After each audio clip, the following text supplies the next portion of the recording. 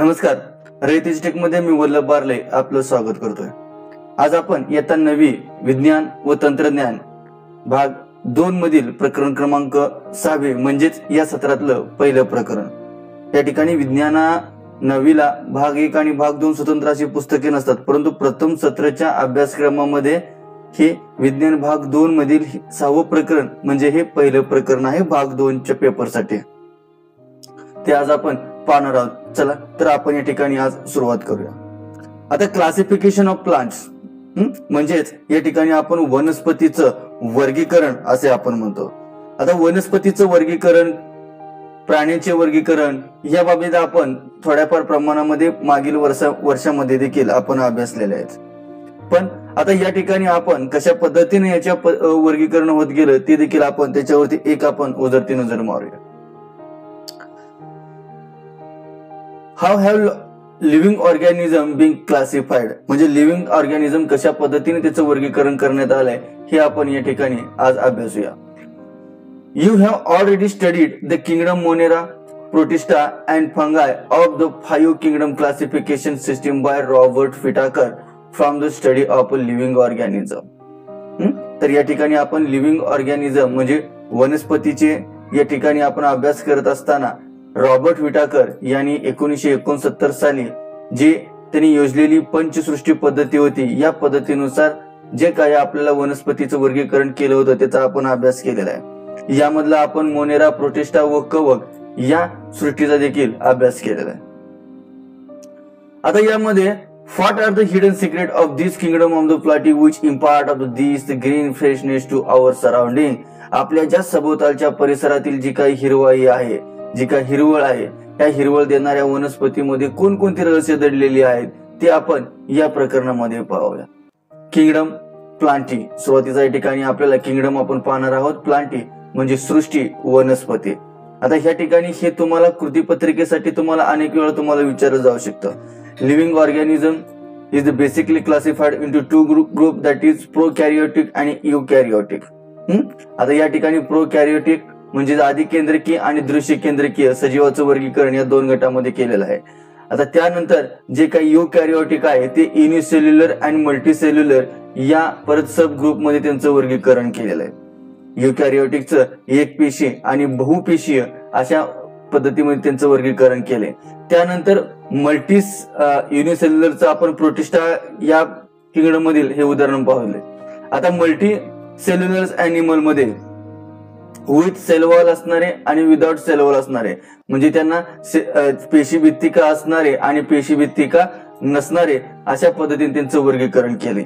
ज्या ठिकाणी आता विथ सेल वॉल आहे त्याचं परत या ठिकाणी 2 ग्रुप आहेत वेगवेगळे पडलेले, त्याला ॲटोट्रॉपस आणि हेट्रोट्रॉपस असं म्हटलं जातं।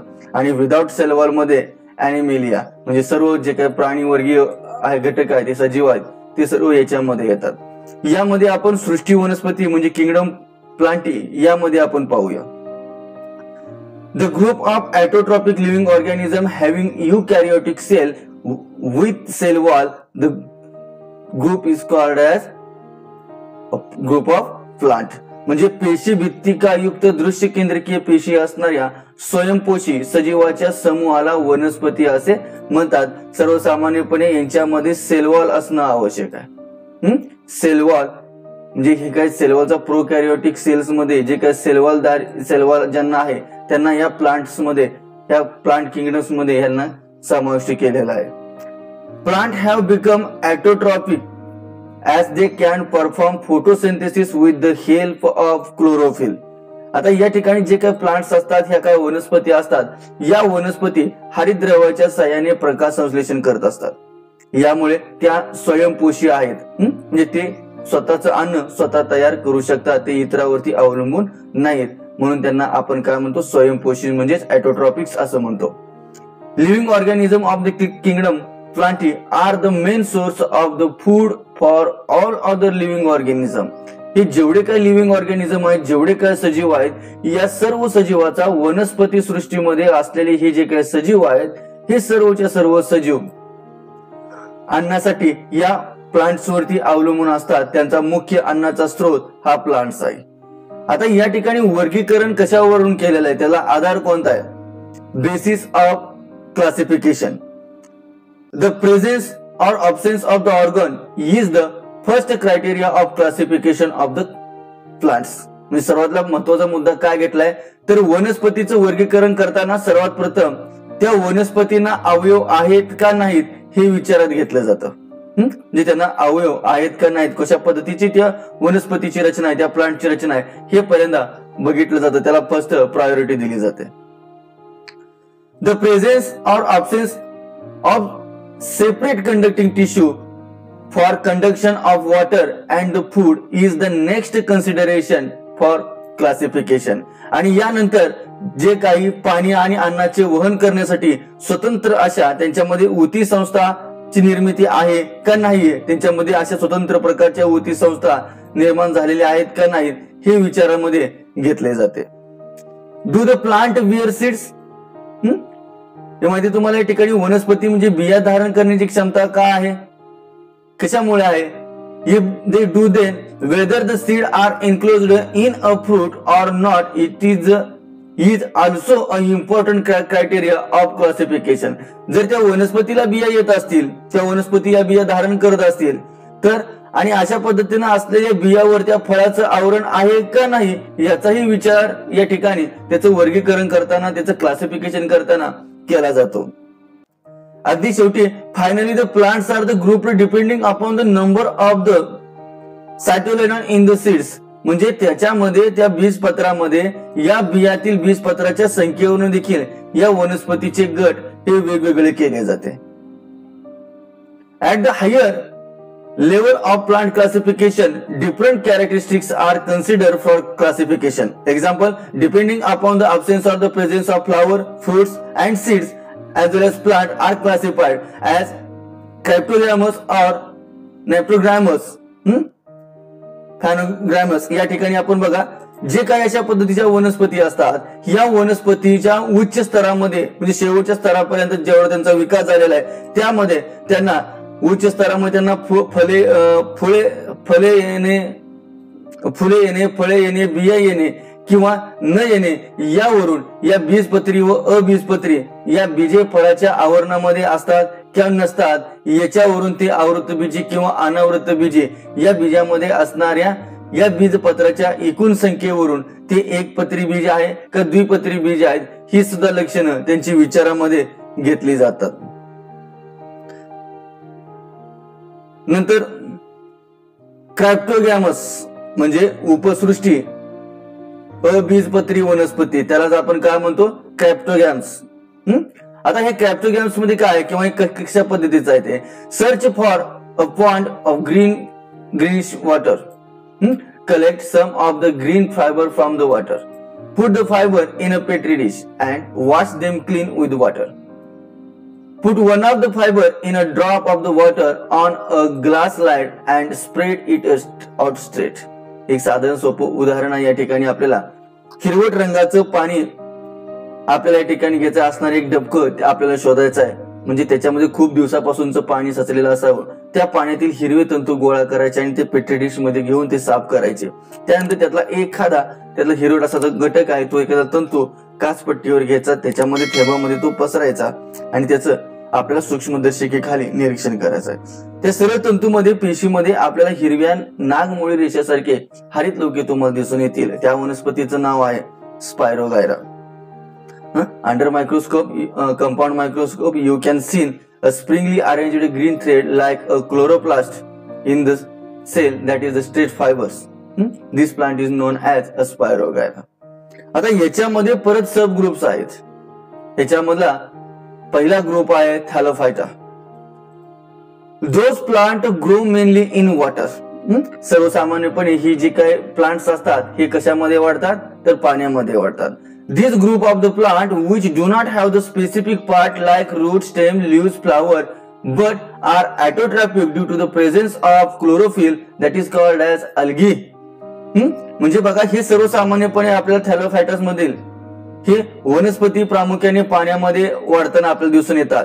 यांना मूळ, खोड, पाने, फुले अशा पद्धतीचे विशिष्ट अवयव नसणाऱ्या हरित लवकामुळे या स्वयंपोषी असणाऱ्या अशा पद्धतीच्या वनस्पतीच्या गटाला शेवाळ म्हणजे त्याला अल्गी असे म्हटलेलं आहे. आता आपल्याला अल्गी शो ग्रेट डायव्हर्सिटी, अल्गीमध्ये आपल्याला खूप भयानक त्याच्यामध्ये विविधता आपल्याला दिसून येतो. They may be unicellular or multicellular and microscopic or large. म्हणजे हे अगदी आपल्याला शेवाळमध्ये खूप अशा पद्धतीने विविधता दिसून येते. त्या एक पेशी असू शकतात, बहुपेशी असू शकतात, तर काही अति सूक्ष्म तर काही ठळक मोठ्या आकाराच्या देखील शेवाळ आपल्याला आढळत असतात. They may be unicellular or multicellular. आणि यामध्ये आपल्याला जर एक्झाम्पल पाहायचं असेल तर algae are spirogyra, ulothrix, ulva, sargassum etcetera. Some of these are the found in the fresh water while some are found in a saline water. These plants usually have a soft and fiber-like body. Various type of the fungi like yeast and molds which do not have the chlorophyll are also included in the group. म्हणजे काय, spirogyra असेल, इलोथ्रिक्स असेल, uvula असेल, सर्गॅसम असेल, ह्या ज्या काही वनस्पती असतात, ह्या वनस्पती काही गोड्या पाण्यामध्ये आपल्याला आढळतात तर काही आपल्याला खाऱ्या पाण्यामध्ये आढळतात. या वनस्पतीचे शरीर हे प्रामुख्याने मऊ आणि तंतुमय असते आणि याच गटामध्ये हरितद्रव्य नसलेल्या वेगवेगळ्या प्रकारच्या किण्व आणि बुरशांचा स्वतंत्रपणे यामध्ये समावेश होतो. त्याच आपण फंगाय म्हणजे त्या ठिकाणी आपण त्याला कवके असे आपण म्हणतो. हे याची आपल्याला एक्झाम्पल तुम्हाला पाहतील, उल्वा काराचे असतील, स्पायरोगायरा हे सर्पिल आकार असणारे हरित लोक याच्यामध्ये अस्तित्वात असतं. त्यानंतरचा नेक्स्ट पार्ट आपण या ठिकाणी डिव्हिजन भाग दुसरा, याच्यामधला विभाग दुसरा पाहूया. थॅलोफायटा मधला second part, second division Bryophyta. आता आपण अशा पद्धतीने you have seen a lush green soft carpet on old wall. आता या ठिकाणी आपण पावसाळ्यामध्ये जुन्या ओलसर अशा भिंती असतात, त्यांच्या विटावर किंवा खडकावरती तुम्ही हिरवागार असा गलीचा पाहिला असेल. त्यातील तो आपण थोडासा घेऊन तुम्ही या ठिकाणी मॅग्निफाइंग लेन्स मध्ये तुम्ही तो पाहू शकता आणि त्याच्यावरती तुम्ही चर्चा करायची.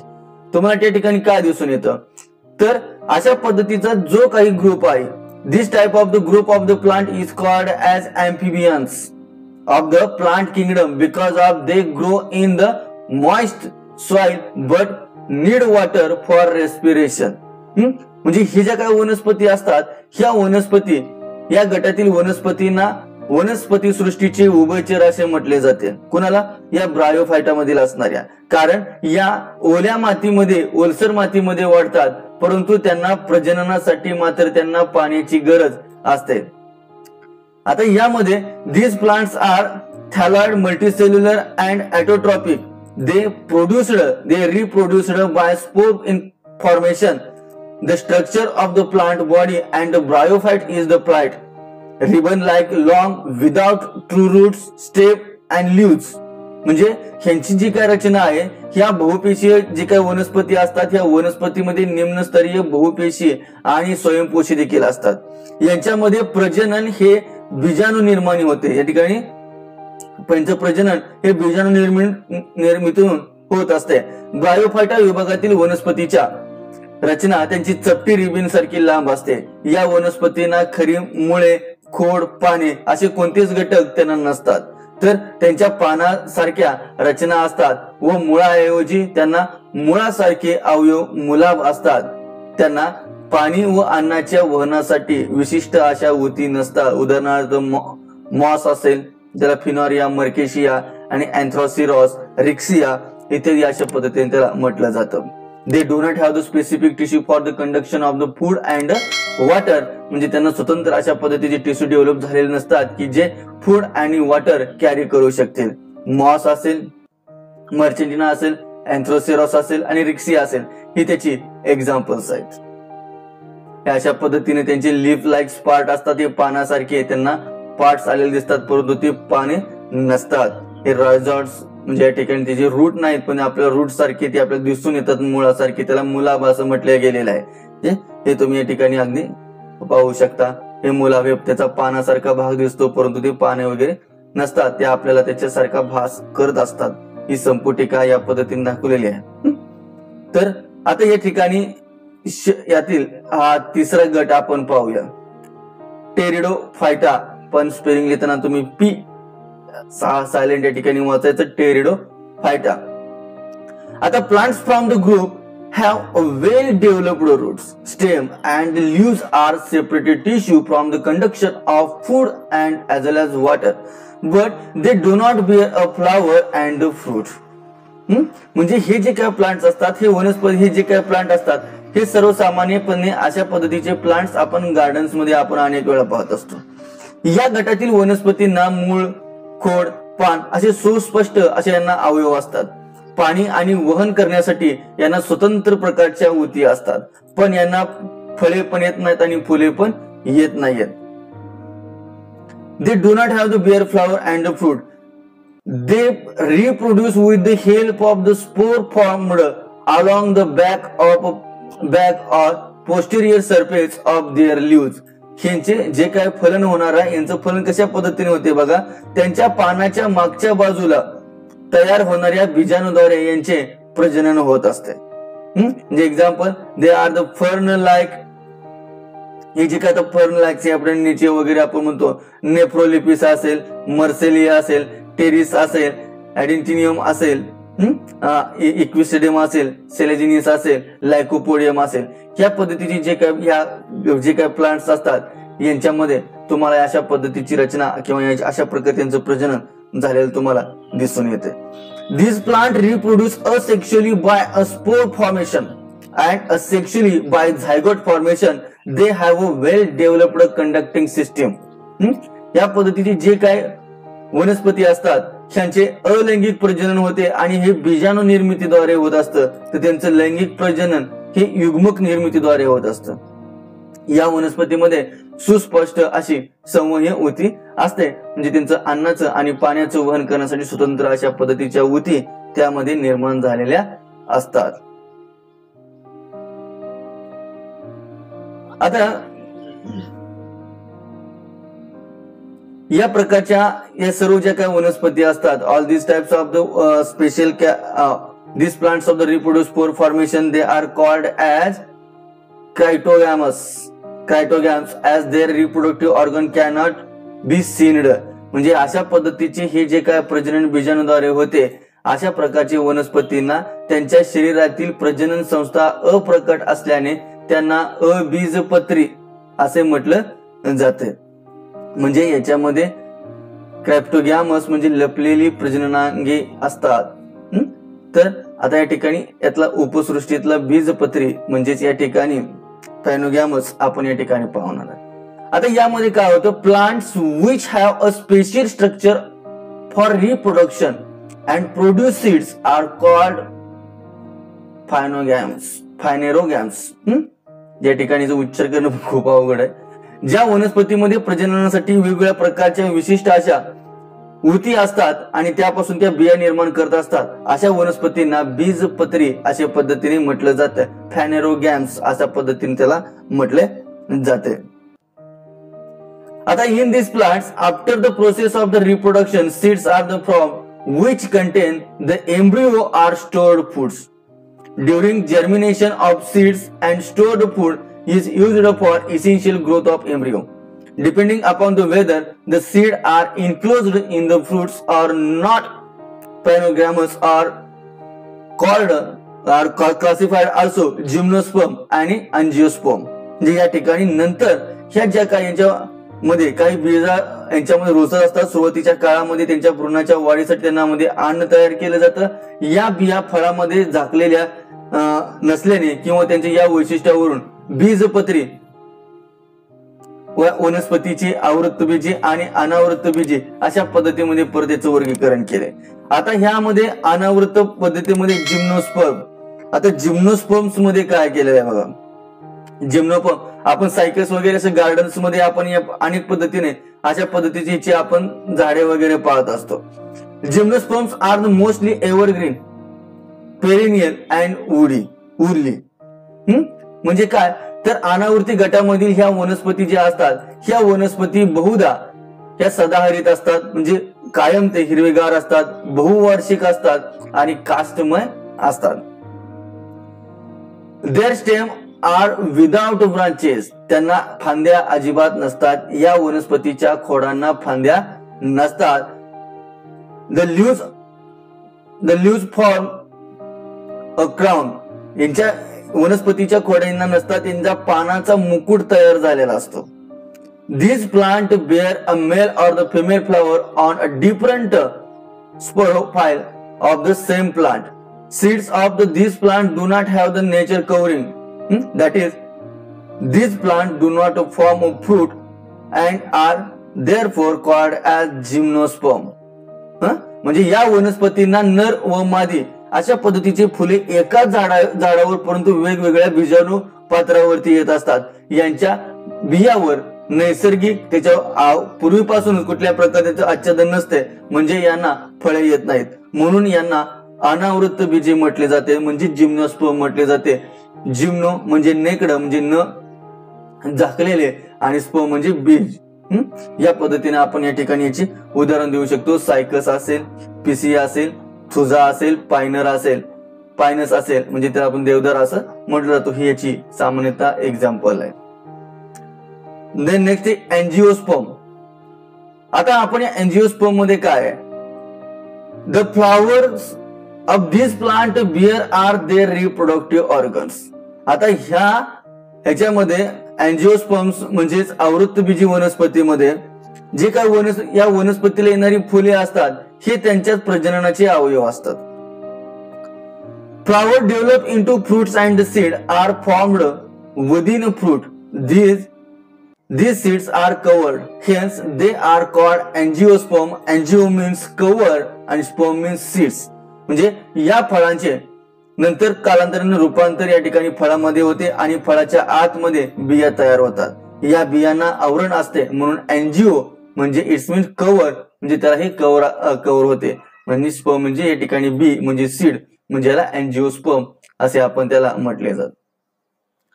The plant whose seed can be divided into two equal halves or dicotyledon are called as dicotyledonous plants, and those who are the seed cannot be divided into two equal parts are called as monocotyledonous plants. म्हणजे या पद्धतीने ज्यांच्या बियांचे सहजपणे दोन सुट्टे भाग होतात त्यांना द्विबीजपत्री वनस्पती म्हणतात. तर त्यांच्या बियांचे दोन भाग ज्या ठिकाणी होत नाही त्यांना या ठिकाणी एक बीजपत्री असे या ठिकाणी म्हटले जाते. हे जे काय एक्झाम्पल्स आहेत हे एक्झाम्पल तुम्ही या ठिकाणी पहा. नंतर याचं जे काही क्लासिफिकेशन आहे हे क्लासिफिकेशन तुम्हाला परत या पद्धतीने किंगडम प्लांटी जे काही क्लासिफिकेशन आहे ही देखील तुम्हाला ऍक्टिव्हिटीसाठी खूप महत्वाचं आहे. याची तुम्हाला या ठिकाणी हे तुमच्या लक्षामध्ये ठेवून तुम्हाला याच्यावरती कृतीपत्रिका वगैरे तुम्हाला विचार जाते हे तुम्हाला लक्षामध्ये ठेवावंच लागेल. तर आपण आज या ठिकाणी इथंच थांबूया आणि साहजिक हा अगदी आपला छोटा चॅप्टर होता तो या ठिकाणी संपला. जय हिंद, जय करमर.